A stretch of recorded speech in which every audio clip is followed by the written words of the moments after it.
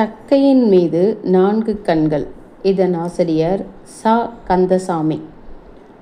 மாணிக்கம் பெரிய விசிறி வலையை பறக்க விரித்து போட்டபடி ராமுவை கூப்பிட்டார். ஒரு முறைக்கு இன்னொரு முறை அவர் குரல் உயர்ந்து கொண்டே வந்தது. 4ஆம் தடவையாக இளைய ராமு என்று அவர் குரல் பலமாக கேட்டபோது, இப்பதான் வெளியே போனான் என்று அவர் மனைவி உள்ளே இருந்து பதிலளித்தாள். ராமு வெற்றிலை எடுத்து தரும் நேரம் அது.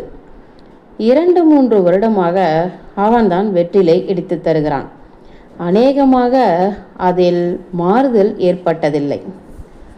ஒரு நாள் தூண்டில் முள் தன் உள்ளங்கையை கிழித்து காயப்படுத்தியதும் மாணிக்கம் ராமுவின் சின்னஞ்சிறிய கையை பிடித்து வெற்றிலை இடிக்க கற்றுக் கொடுத்தார்.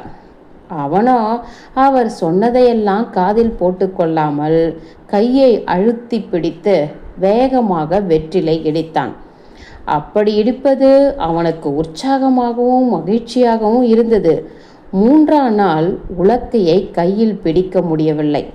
பெரிதாக 2 கொப்பளங்கள் கிளம்பிவிட்டன. அவனிடம் தன் பெரிய கையை அகல விரித்து காட்டி மாணிக்கம் கெக்க கெக்கவென்று சிரித்தார். தெரியுமா, 42ஆம் வயசுல வெத்தலை இடிக்கிறேன். இன்னும் ஒரு கொப்பளம் வரல. ஆனால் உனக்கு 2 நாளில் 4 கொப்பளம்.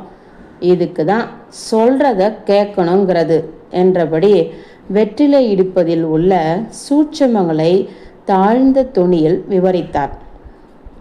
அவன் ஒவ்வொரு வார்த்தையும் கவனமாக காதில் வாங்கி கொண்டான். ஆனால் ஒரு முறையும் அவர் சொன்னதை அவன் பின்பற்றுவதே இல்லை. அவனுக்கு ஒரு தனி குணம், முறித்து கொண்டு போவது இருந்தது. மாணிக்கம் தெற்கு துறையில் தூண்டில் போட்டால் அவனோ கிழக்கு துறையில் தூண்டிலை எடுத்துக்கொண்டு செல்வான். தாத்தாவிடமிருந்து பிரிந்து வந்த அன்றே அந்த இடத்தை கண்டுபிடித்தான். ஒரு பகல் பொழுது முழுதும் சின்ன தூண்டிலை தாத்தா கூடவே போட்டு ஒரு மீனும் கிடைக்காமல் போகவே அவனுக்கு ஏமாற்றமாக இருந்தது. தாத்தாவை நோக்கி திரும்பினான். அவர் பார்வை தக்கையின் மீது இருந்தது. அந்த பக்கமாக போகிறேன் தாத்தா என்று தன் அதிர்ஷ்டத்தை தேடி சென்றான். ஒற்றையடி பாதையிலேயே நடந்து ஆனை சரிவில் இறங்கி புன்னை மரத்தடியில் நின்று தூண்டிலை வீசினான். சற்று நேரம் தக்கை அசையவில்லை. போட்டது போலவே கிடந்தது. பிறகு மினுக்கென்று ஓர் அசைவு. சின்னஞ்சிறிய மீன் குஞ்சுகள் இரையை அரிக்கின்றன. தக்கை முன்னும் பின்னுமாக அசைந்தது. அவன் தக்கையை ஆழ்ந்து நோக்கினான். திடீரென்று நீரில் ஓர் அசைவு. அலையலையாக நீர் வட்டமிட்டது. ஆனால் தக்கை அசைவற்று கிடந்தது. அவன் தூண்டிலை மேலே இழுத்து பார்த்தான். வெறும் முள் மட்டும் வந்தது. இரையை சிறிய மீன்கள் நுனிவாயால் அரித்து தின்றுவிட்டன. தூண்டிலை எடுத்துக்கொண்டு கரைக்கு சென்றான். பெரிய கொட்டாங்கச்சியிலிருந்து மண்ணை தள்ளி ஒரு மண்புழுவை எடுத்து கோத்து தூண்டிலை அள்ளி கொடி ஓரமாக வீசினான். இப்படி இடம் மாறும் பழக்கமெல்லாம் தாத்தாவிடம் கிடையாது. ஒரே இடத்தில்தான் தூண்டில் போடுவார். மீன் கிடைத்தாலும் சரி, கிடைக்காவிட்டாலும் சரி, அவர் இடம் மாறாது. ஆனால் கையை நீட்டி தூண்டிலை சற்று தள்ளி போடுவார். தக்கையை மேலும் கீழுமாக தள்ளி நூலை கூட்டி குறைப்பார். வாயிலிருந்து ஒரு வார்த்தையும் வராது. குளத்தங்கரைக்கு வந்த உடனே பேச்சு நின்றுவிடும். அமைதியாகவும் கம்பீரமாகவும் நின்று தூண்டிலை வீசுவார். ஒரு மீனும் பிடிக்காமல் போக மாட்டேன் என்று உறுதியுடன் தக்கையை பார்த்தான். தக்கை குதித்து திடீரென்று மேலே எழும்பியது. அவன் முழு கவனமும் தூண்டிலில் விழுந்தது. கையை தளர்த்தி நூலை தாராளமாக விட்டான். சரசரவென்று தக்கை கண்ணுக்கு தெரியாமல் நீரில் அழுந்தியது. மேலும் மேலும் தண்ணீரில் இறங்கியது. மீன் வேகமாக இரையை விழுங்குகிறது என்பதை உணர்ந்து கொண்டான். இம்மாதிரி சந்தர்ப்பங்களில் தாத்தா எப்படி நடந்து கொள்வார் என்பது அவன் நினைவுக்கு வந்தது. மீசையை ஒரு விரலால் தள்ளிவிட்டு கொள்வார். முகம் மலரும். நரையோடிய மீசை ஒரு பக்கமாக ஒதுங்க சிறு புன்சிரிப்பு ஒன்று வெளிப்படும். பதற்றம் இல்லாமலும் ஆர்ப்பாட்டமின்றியும் நேராக தூண்டிலை இழுப்பார். மீன் துடி துடித்து மேலே வரும். அநேக சந்தர்ப்பங்களில் தலைக்கு மேலே வந்து மீன் ஆட்டத்தாலும் உழுப்பலாலும் தப்பித்து கொண்டு போவதும் உண்டு. ஒரு முறை தாத்தா தூண்டிலை தலைக்கு மேலே இழுக்கும்போது, கொஞ்சம் வெட்டி சொடுக்கி இழுங்க தாத்தா என்று கத்திவிட்டான். அவர் மெல்ல திரும்பி பார்த்தார். உதட்டில் சிரிப்பு தெரிந்தது. அவன் பின்னுக்கு நகர்ந்து மறைந்தான்.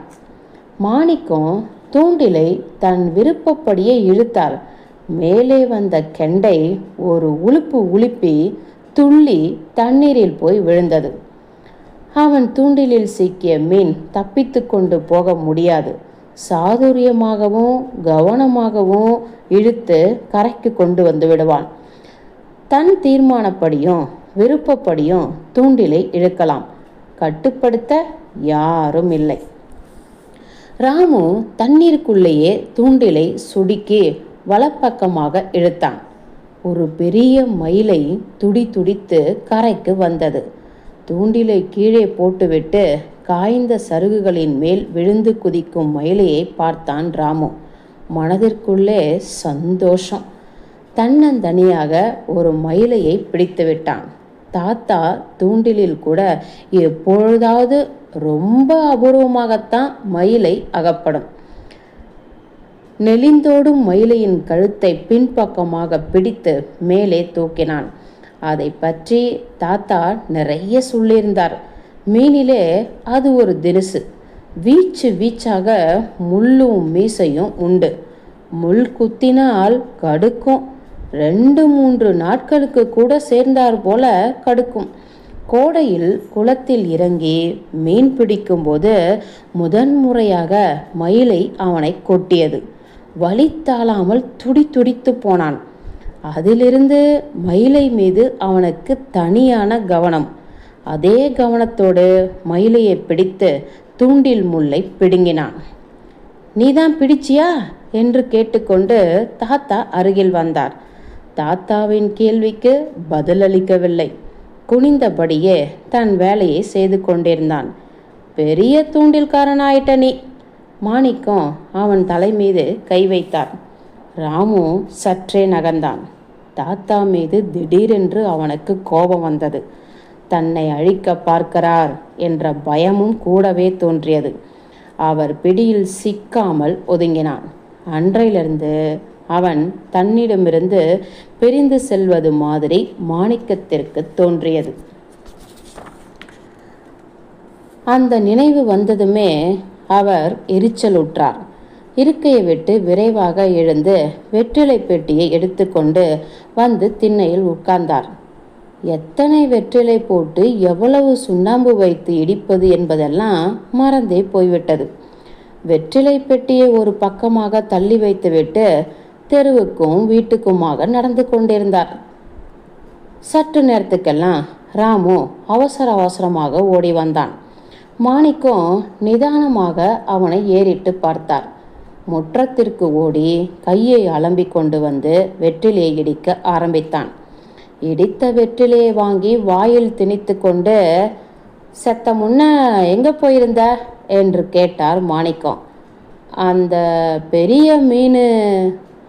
அவரிடமிருந்து கெக்க கெக்கவென்று பெரும் சிரிப்பு வெளிப்பட்டது. அவன் ஆச்சரியத்தோடு தாத்தாவை பார்த்தான். அதை பிடிக்க புறப்பட்டியா? அவர் குரல் திடீரென்று உயர்ந்தது. அதை உன்னாலையும் பிடிக்க முடியாது, உங்க அப்பனாலையும் பிடிக்க முடியாது. ராமு தற்பெருமை அடிக்கும் தாத்தாவை ஓரக்கண்ணால் பார்த்தான். அவன் கொடுத்த 2வது வெற்றிலையும் வாங்கி வாயில் அடக்கி கொண்டு பெரிய தூண்டிலுடன் குளத்தை நோக்கி சென்றார். அந்த தூண்டில் நூலை ஒரு மீனும் அறுத்ததில்லை. அநேகமாக மீனால் அறுக்க முடியாத தூண்டில் அது. ராமுவும் கூட சென்றான். அவன் தூண்டிலை வீசிய சற்று நேரத்துக்கெல்லாம் தக்கை சர்ரென்று அழுந்தியது. கீழே சென்ற வாக்கில் மேலே வந்தது. எம்பி குதித்தது, ஆடியது. ராமு தூண்டிலை பின்னால் இழுத்தான். ஏதோ ஒன்று வெடுக்கென்று உள்ளுக்குள் இழுத்தது. பெரிய மீன் இரையை தின்ன ஆரம்பித்து விட்டது தெரிந்தது. அவன் விரைந்தோடி சென்று தாத்தாவை அழைத்து கொண்டு வந்தான். அதுக்குள்ளையா ஆப்பிட்டுக்கிடுச்சு என்று அந்த மாணிக்கம் புன்னை மரத்தில் கட்டியிருந்த கயிற்றை அவிழ்த்து பிடித்து தக்கையை நோக்கமிட்டார். பெரிய தக்கை பொய்க்கால் குதிரை மாதிரி ஆட்டம் போட்டது. இன்னும் மீன் இரையை விழுங்கவில்லை என்று அவருக்கு தோன்றியது. கயிற்றை தளரவிட்டார். குதியாட்டம் போட்டு கொண்டிருந்த தக்கை குறுக்காக கீழே அமுங்கியது. இரையை உள்ளுக்கு இழுத்து கொண்டு போய் மீன் விழுங்கியது. கை விரைவாக கயிற்றை இழுத்து பிடித்தது.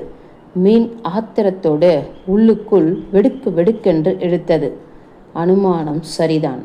தூண்டில் முள் தொண்டையிலேயே குத்தி கொள்வதற்கு நூலை தளரவிட்டு மீன் ஆர்ப்பாட்டத்தை துவங்குவதற்கு முன்னே இழுத்து போட வேண்டும் என்று தீர்மானித்து கொண்டார் மாணிக்கம். அவர் கண்கள் வசதியான இடத்தை தேடின. புன்னை மரச் சரிவில் நின்று கயிற்றை விர் விர் என்று இழுத்தார். 2 பாகம் தடையின்றி வந்த மீன் உள்ளுக்குள்ளிருந்து வாளால் தண்ணீரை படார் படார் என்று அடித்தது. மாணிக்கம் கயிற்றை தளரவிட்டு முழு பலத்தோடு இழுத்தார். மேலே வந்த மீன் திடீரென்று தாவி குதித்தது. தண்ணீரை கலக்கியது. கயிறு அருந்து போக மாணிக்கம் சறுக்கி கொண்டே குளத்தில் போய் விழுந்தார். ராமு ஓடி வந்து தாத்தாவை தூக்கினான். கணுக்காலுக்கு கீழே இருந்து வழிந்த இரத்தத்தை துடைத்து விட்டான். மீன் தப்பிச்சிச்சா தாத்தா? செத்த பொறுத்திருந்தா பிடிச்சிருக்கலாம் தாத்தா என்றான். மாணிக்கம் முட்டியை தடவி விட்டு கொண்டே அவனை பார்த்தார். அவனுடைய கழுத்தை திருகி வீசி எறிய வேண்டும் போல ஒரு உணர்ச்சி ஏற்பட்டது. எதுக்காக எங்கே நிற்கிற என்று உருமினார். அவர் குரல் திடீரென்று உயர்ந்தது. அவன் சற்று ஒதுங்கி தாத்தாவை கடைக்கண்ணால் பார்த்தான். மாணிக்கம் கரைக்கு வந்தார். அவர் மனம் முறிந்து விட்டது. குளத்தை ஒரு சுற்று சுற்றிவிட்டு இருட்டிய பின்னால் வீட்டிற்கு சென்றார். ராமு சின்ன திண்ணையில் தூங்கிக் கொண்டிருந்தான். ஆழ்ந்த நிம்மதியான மூச்சு வந்தது அவருக்கு. பெரிய மாடத்திலிருந்து அரிக்கேன் விளக்கை எடுத்து சாம்பல் போட்டு பளபளக்க துளக்கி துடைத்தார். நிறைய மண்ணெண்ணெயை ஊற்றினார். சாப்பிட்டு விட்டு ஈட்டியும் விளக்குமா குளத்தை நோக்கி நடந்தார். தேய்பிறை நிலவு. நேரம் செல்ல செல்ல நிலவு ஒளி கூடிக்கொண்டே வந்தது. குளத்தில் ஒரு விரால் தன் குஞ்சுகளை அழைத்து கொண்டு பவனி வந்தது. பெரிய விரால், அநேகமாக 4-5 ரூபாய் பெறும். அதே மாதிரி இன்னொரு விரால் கீழே வரலாம். இன்னொரு சந்தர்ப்பமாக இருந்தால் மாணிக்கம் 2இல் 1 வேட்டையாடியிருப்பார். இப்பொழுது அவர் லட்சியம் விரால் அல்ல, தண்ணீரை அலங்க மலங்க அடிக்கும் வாளை, ஆற்றிலிருந்து புதிதாக குளத்திற்கு வந்திருக்கும் வாளை. அதுதான் குறி. குளத்தில் ஏற்படும் ஒவ்வொரு சலசலப்பையும் உன்னிப்பாக கவனித்தபடி குளத்தை சுற்றி வந்தார். நாவற்பழங்கள் விழும் சப்தத்தை தவிர வேறு ஓசையே இல்லை. குளம் நிசப்தமாக இருந்தது. அநேகமாக மீன் வந்த வழியே திரும்பி சென்று விட்டதோ என்ற எண்ணமும் தோன்றியது. விளக்கை சற்றே பெரிதாக்கி எட்டிய வரையில் குளத்தை ஊடுருவி நோக்கினார். தெற்கு முனையை தாண்டும்போது வாளை கண்ணில் பட்டது. வேகமாக வாளை சுழற்றி ஒரு கெண்டை கூட்டத்தை சாடியது. மாணிக்கம் நின்றார். அவர் பார்வை இறந்த கெண்டைகளை விழுங்கும் வாளை மீது தீர்க்கமாக விழுந்தது. சற்று நேரம் இங்கேயே வாளை இருக்கும். இப்பொழுதுதான் வேட்டையை துவங்கியிருக்கிறது. வேட்டை ஆடி பசியாற்றி கொண்டு புறப்படுவதற்கு நேரமாகலாம். அவர் வசதியாக இடத்தை தேடி பிடித்தார். விளக்கு பெரிதாகி வெளிச்சத்தை உமிழ்ந்தது.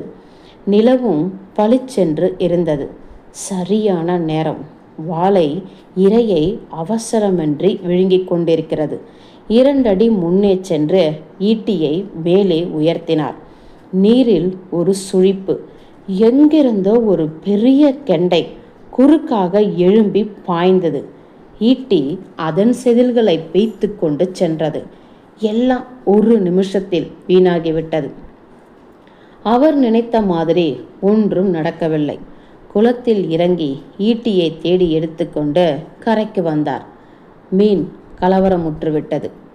அதனுடைய ஆர்ப்பாட்டத்தையும் குதூகலம் நிறைந்த விளையாட்டையும் காணோம். மாணிக்கம் கால்கள் சோர்வுற கரையோரமாக சுற்றி வந்தார்.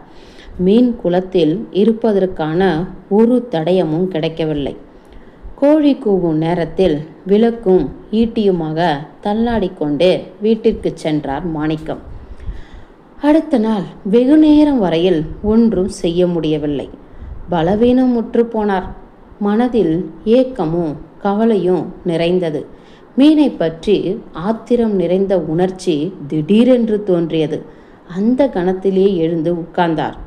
ஒன்று நான் இல்லை, அது 2 பேருக்கும் இடையே இருக்கிற கணக்கை தீர்த்து கொள்ளணும் என்று சொல்லி கொண்டார். பரன் மீது ஏறி 2 ஆண்டுகளுக்கு முன்னே கட்டி போட்ட தூண்டிலை எடுத்துக்கொண்டு குளத்திற்கு சென்றார். குளத்தக்கரையில் பெரிய மீன் துள்ளி குதித்து விளையாடுவதை பார்த்து கொண்டு ராமு உட்கார்ந்தான். மாணிக்கத்தின் முதல் பார்வை மீன் மீதும் அடுத்து ராமு மீதும் விழுந்தது. தலையசைத்து அவனை அருகே அழைத்தார். அப்புறம் தனக்கே கேட்காத குரலில், என்ன பண்ணிக்கிட்டு இருக்க என்று வினாவினார். அவன் மௌனமாக இருந்தான். உன்னை தான் கேட்குறேன். காதை பிடித்து தன் பக்கம் இழுத்தார். எம்மா நேரமா ஆயா தேடிக்கிட்டு இருக்க, நீ இங்கே வந்து குந்திருக்க என்று தள்ளினார். கீழே விழுந்து எழுந்த ராமு தாத்தாவின் விகாரமான முகத்தை பார்த்து துணுக்குற்றான். அவன் அவர் பார்வையிலிருந்து மறைந்த பின்னால் குளத்தில் வாளை எழும்பி குதித்தது. தண்ணீர் 4 பக்கமும் சிதறியது. எவ்வளவு பெரிய மீன்! ராஜா மாதிரி! மாணிக்கம் மீசையை தள்ளிவிட்டு கொண்டு வடிகால் மதகு பக்கமாக நடந்தார். மீன் வடிகால் மதகு பக்கத்தில் சுற்றி கொண்டிருப்பது தெரிந்தது. வெளியில் ஓடிப்போக இடம் தேடுகிறது. மாணிக்கம் அவசரமாக கலயத்தில் இருந்த ஒரு உயிர்கெண்டையை எடுத்து அப்படியும் இப்படியும் திருப்பி பார்த்தார். சரியாக வளர்ச்சியுற்ற இரை. முள்ளில் கோத்துவிட்டால் 2 மணி நேரத்திற்கு மேல் தாங்கும். மீன் இங்கேயே இருப்பதால அநேகமாக இந்த கெண்டையிலேயே பிடித்து விடலாம். கெண்டையை சாய்த்து பிடித்து 4-5 செதில்களை முள்ளாலேயே பெயர்த்துவிட்டு நடுமுதுகில் தூண்டில் முள்ளை செருகி தூண்டிலை தண்ணீரில் போட்டார். தக்கை குத்திட்டு அசைந்தது. இரை வாளையை எப்படியும் கவர்ந்து இழுத்துவிடும் என்ற எண்ணம் நேரம் செல்ல செல்ல வலுவடைந்து கொண்டே வந்தது. சப்தம் செய்யாமல் நீரில் இறங்கி தூண்டிலை அள்ளி கொடியோரமாக வீசினார். தக்கை வேகமாக அசைந்தாடி போய் அள்ளி இலையில் சொருகி கொண்டது. ஒரு பக்கமாக இழுத்துவிட்டார். மெல்ல மெல்ல தக்கையின் ஆர்ப்பரிப்பு முழுவதும் அடங்கி ஒடுங்கியது. இரை இறந்துவிட்டது. மாணிக்கம் மீண்டும் நீரில் இறங்கி தூண்டிலை இழுத்து இரையை தண்ணீரில் சுழற்றி சுழற்றி அடித்தார். மீன் பஞ்சு பஞ்சாய் சிதறி 4 பக்கமும் பறந்தது. வெறும் தூண்டிலை சுருட்டி கொண்டு வந்து மருத மரத்தடியில் உட்கார்ந்தார். இப்பொழுது ஒவ்வொன்றின் மீதும் வெறுப்பேற்பட்டது. மீனை பிடித்து மூச்சு திணற திணற அமுக்க வேண்டும் போல தோன்றியது. அதே நினைப்போடு ஆத்திரத்தோடும் இன்னொரு கெண்டையை எடுத்து சொருகி குளத்தில் தூண்டிலை வீசினார். தூண்டில் விழுந்ததும் நீர் பெரிதாக சுழித்தது. வாளை மீன் உல்லாசமாக விளையாடியது. மாணிக்கம் மீசையை ஒரு பக்கமாக தடவிவிட்டு கொண்டு மருத மரத்தில் நன்றாக சாய்ந்தார். வழக்கத்திற்கு மாறான சில பழக்கங்கள் அவரிடம் தோன்றின. தனக்குத்தானே பேசிக்கொள்ள ஆரம்பித்தார். இவனை ஏமாத்தி புட்டு எங்கேயும் போயிட முடியாது என்று மீனுக்கு அறைகூவல் விட்டார். உல்லாசமான சீழ்கை ஒலி அவரிடமிருந்து பிறந்தது. தக்கை அசைந்தது. பெரிய மீன் வந்துவிட்டது. மாணிக்கம் எழுந்து நின்றார். மீன் வாளால் தண்ணீரை அடித்தது. மேலே வந்து வாயை திறந்து மூச்சு விட்டது. வேகமாக கீழே அமுங்கியது. சரசரவென்று நீர்க்குமிழிகள் தோன்றின. மீன் கிழக்கே சென்றது. தெற்கு பக்கத்தில் பூவரச மரத்திலிருந்த ஒரு மீன்கொத்தி குருவி நீரில் குதித்தெழுந்து பறந்தது. கொக்கு ஒன்று பறந்து அல்லி இலையில் அமர்ந்தது. மாணிக்கம் தூண்டில் கயிற்றை சற்றே இழுத்து பிடித்தார். தக்கை மெல்ல அசைந்தாடி கொண்டிருந்தது. விராலோ கெண்டையோ வராமல் இருந்தால் பெரிய வாளை மீனை பிடித்து விடலாம்.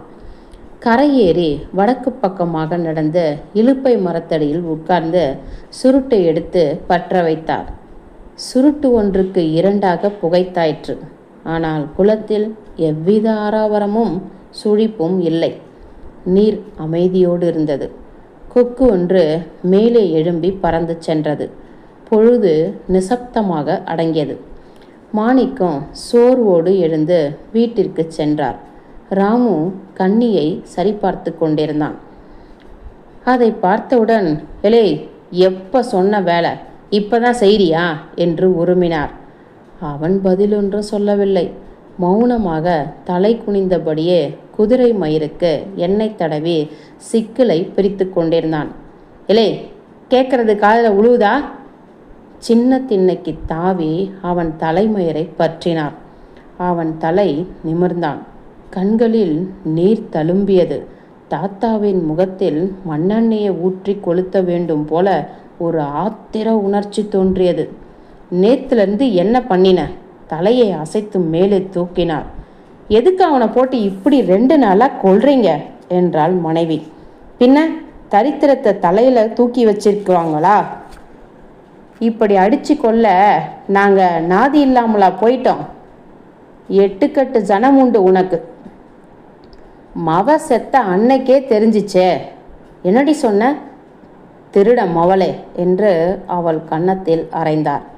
"நல்லா கொல்லு, எங்கள் 2 பேரையும் தின்னு போட்டு நடுசந்தியில் நில்லு" என்று ஒவ்வொரு அடிக்கும் சொல்லி அழுவாள். "வாயை மூடு." அவள் குரல் உயர்ந்தது. மாணிக்கம் இடுப்பில் போட்டிருந்த பெரிய பெல்ட்டை கழட்டினார். "போ உள்ள, என்னை கொல்லு. உன்னைத்தான் கட்டிக்குவேன்னு சாதி சனத்தை எல்லாம் விட்டுட்டு வந்தேனே, அதுக்கு இந்த பச்சை மண்ணோட என்னையும் கொல்லு" என்று நிதானமாக சொன்னாள். "பெரிய ரம்பைவ, நான் இல்லாட்டா 1000 பேர் வந்திருப்பான்." அவர் பெல்ட் அவள் மார்பிலும் கன்னத்திலும் பாய்ந்தது. அவள் துடித்து கீழே விழுந்து ஓலமிட்டாள்.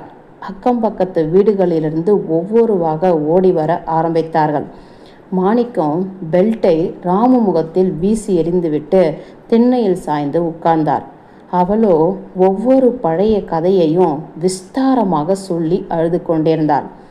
அவள் சொன்னது அவர் மனதை தொட்டு இறங்க வைத்தது. பல ஆண்டுகளுக்கு முன்னால் விட்ட சண்டையை மறுபடியும் துவங்கியதற்காக வருத்தமுற்றார். அவருடைய ஒரே மகள் கல்யாணமான 2ஆம் வருடம் ராமுவை விட்டுவிட்டு காலமானதும் மனம் முடிந்து போனார்.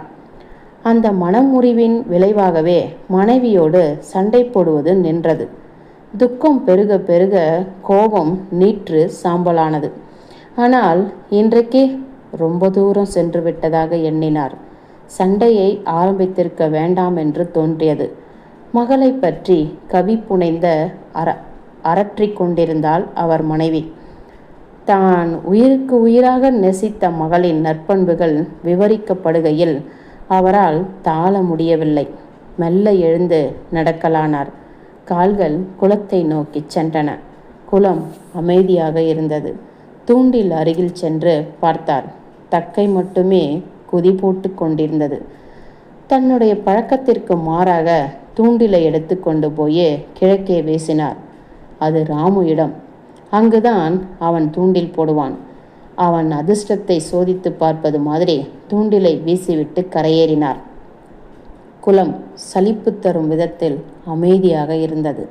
சீழ்கை அடித்து கொண்டு கொன்றை மரத்தடியில் அமர்ந்தார் மாணிக்கம்.